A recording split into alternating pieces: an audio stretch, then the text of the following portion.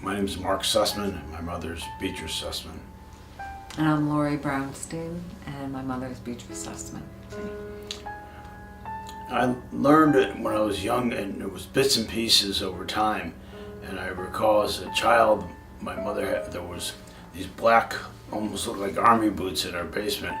And I asked, whose are these? And my mother said they were mine when I was a child in Europe. And I heard bits and pieces that, and this is when I was, I don't know, 5, 6 years old or whatever. And my mother really never told us the whole story. That, she told us little parcels.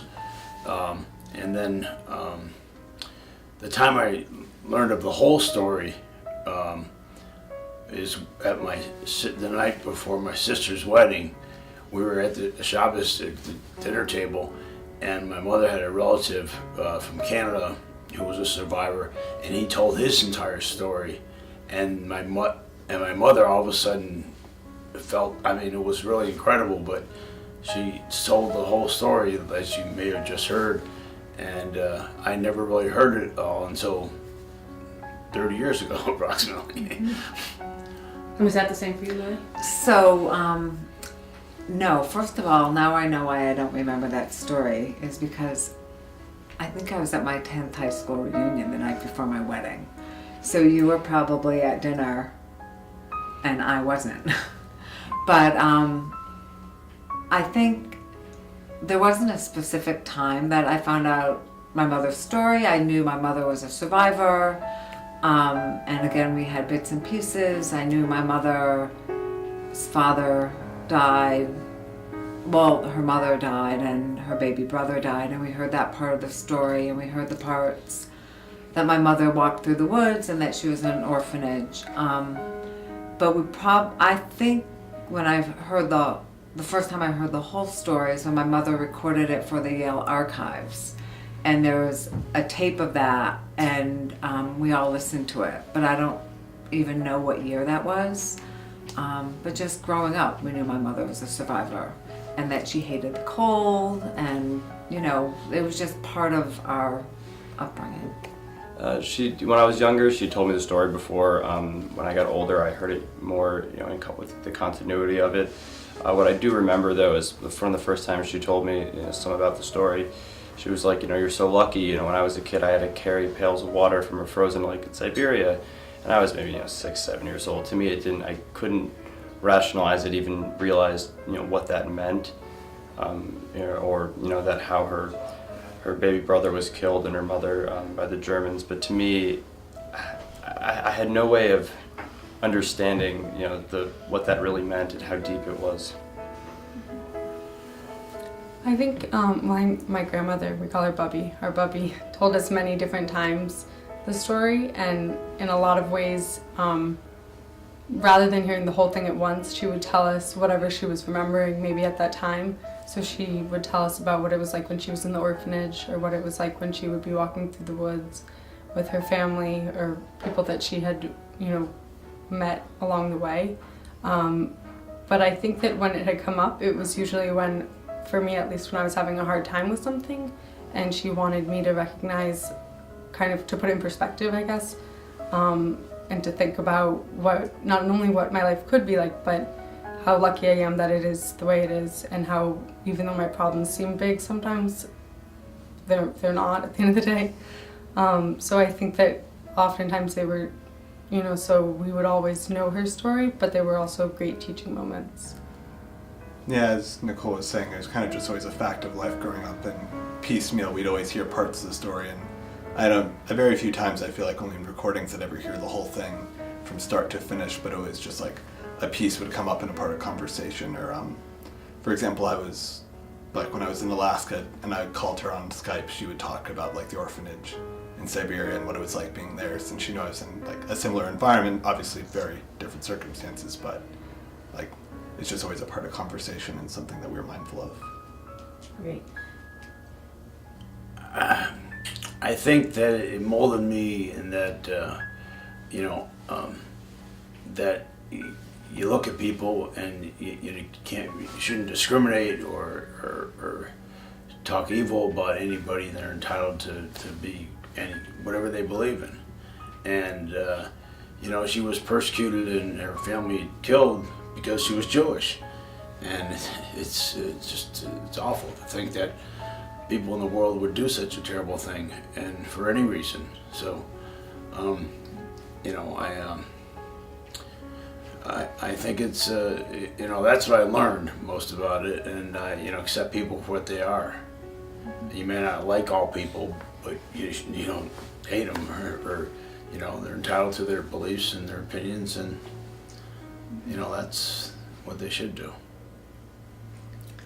How did it mold me? You know, I think knowing that my mother was a survivor and that she was so strong and could live through that, I, to this day, don't believe that I could do that. Even though people say you would, I honestly don't think I could. But I try, even though I'm not always successful at it, I try not to get too upset about some things, because I realize, really? Like, you're gonna get upset about that? You know, like, here you are, and you have this beautiful family, and you have everything you could possibly want. And I think, oh my God, like, people have real problems. My mother had, you know, such a terrible upbringing, and life was really, really hard. So I try to always remember that the best I can. And then, you know, life gets in the way. So we are what we are. No one's perfect. But we come from real strength, you know, and we're very, very lucky. And as there was a poem that my son wrote that talks about his family tree. And if it wasn't for his bubby, then there wouldn't be my mother. And if there wasn't my mother, there wouldn't be me. And so I'm very blessed to have two beautiful children and a family. And it's all because my mother was so strong. Yeah. It made me very sad, but also made me proud that, you know, I come from somebody who's so strong as Bubby, and that, you know, my family is stronger because of that. Yeah, I think I remember feeling very sad, and I felt like I also felt amazed in a lot of ways, because people who meet my Bubby now don't see her as someone that is, you know, broken or has. If you don't know, you would never know that she's had these hardships, because she's so strong and she's so happy and she's so loving. So I think that, you know, hearing it, I felt, I don't know, I'm just amazed that she's been through so much and that she is so amazing and loving to us now. Yeah, I mean, what they're saying is just like always a fact of life, and like I'm not sure it ever really dawned on me, but I always felt connected to that part of history and like the importance of never forgetting. And like when, just like always think of my Bubby when I'm thinking of that part of time of the world, and yeah, never forget. I just went, this winter I went to Poland with my girlfriend on a Jewish heritage trip.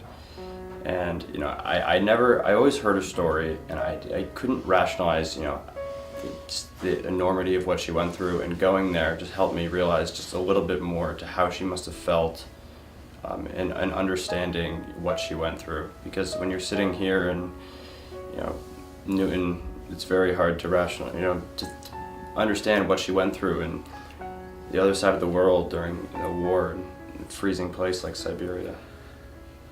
I think it's you know, we're now second generation survivors, and I think it's our obligation to continue to tell the story, and it should never forget and never happen again. And you know, it's our obligation to continue that and tell people about it, and make sure that no atrocities like that ever happen.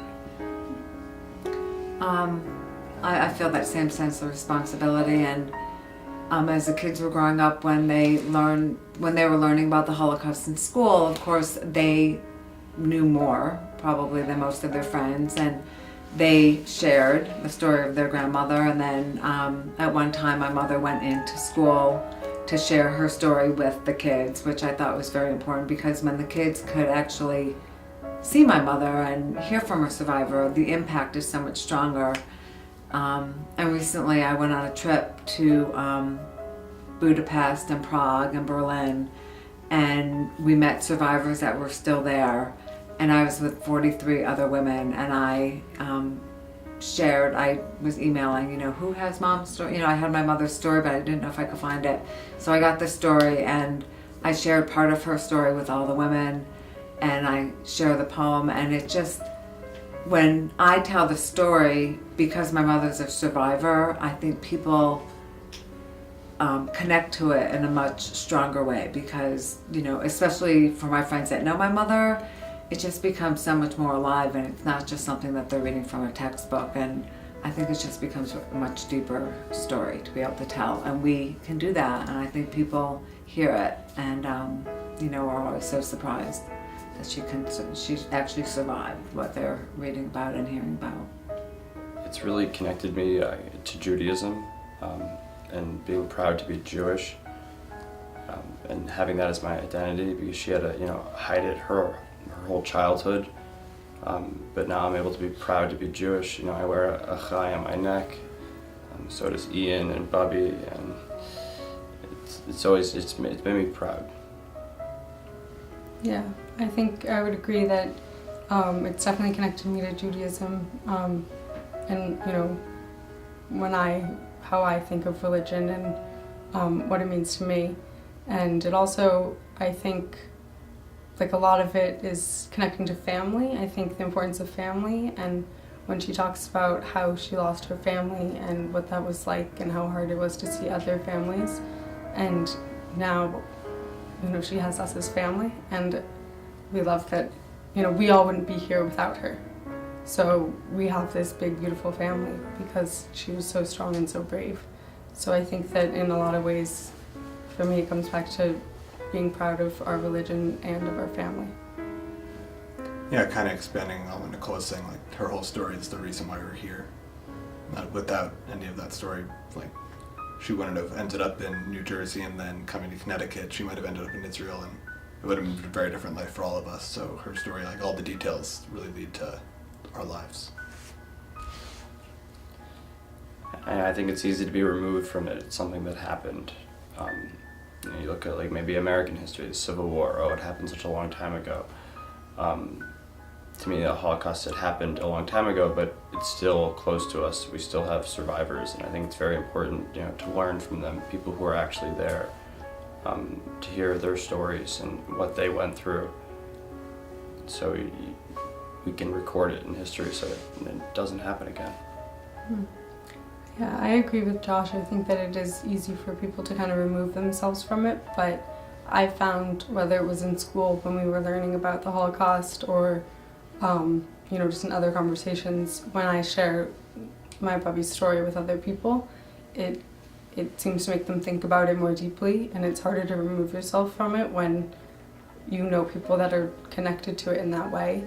So, and I think that's part of why she likes to tell her story and wants to tell her story, because she wants people to understand really what happened, and what's come because of it and what's not here because of it. Yeah, and